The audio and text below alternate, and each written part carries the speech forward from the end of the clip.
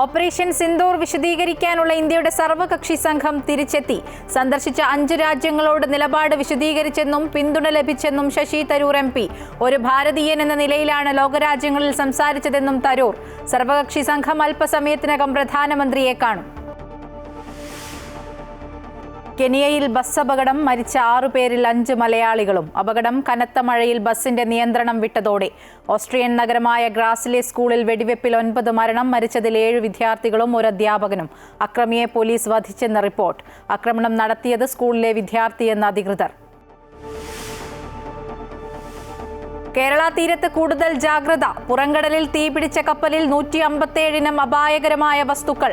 2240 ton ഇന്ധനം.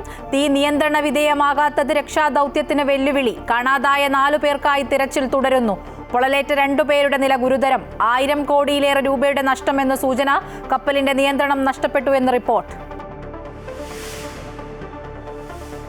നിലമ്പൂരിൽ PDPയുടെയും welfare പാർട്ടിയുടെയും പിന്തുണയെ ചൊല്ലി വാക്പോര്. PDP പീഡിപ്പിക്കപ്പെട്ട വിഭാഗമെന്നും ജമാഅത്തെ ഇസ്ലാമി വർഗീയ ശക്തിയെന്നും CPM സംസ്ഥാന സെക്രട്ടറി MV ഗോവിന്ദൻ. കഴിഞ്ഞ കാലം CPM മറക്കരുതെന്ന് VD സതീശൻ. LDFും UDFും വർഗീയ ശക്തികളെ കൂട്ടുപിടിക്കുന്നവരെന്ന് BJP. നടൻ കൃഷ്ണകുമാറിനെതിരായ കേസിൽ വനിതാ ജീവനക്കാരുടെ അക്കൗണ്ടിലേക്ക് പണം വന്നിട്ടുണ്ടെന്ന് സ്ഥിരീകരിച്ച് പോലീസ്. തട്ടിക്കൊണ്ടുപോയി എന്ന ജീവനക്കാരുടെ പരാതി വ്യാജമെന്ന് കൃഷ്ണകുമാറിന്റെ കുടുംബം. കൃഷ്ണകുമാറിന്റെ വാഹനത്തിൽ സ്വമേധയാ കയറിപ്പോകുന്നതിന്റെ CCTV ദൃശ്യങ്ങൾ ശേഖരിച്ച് പോലീസ്.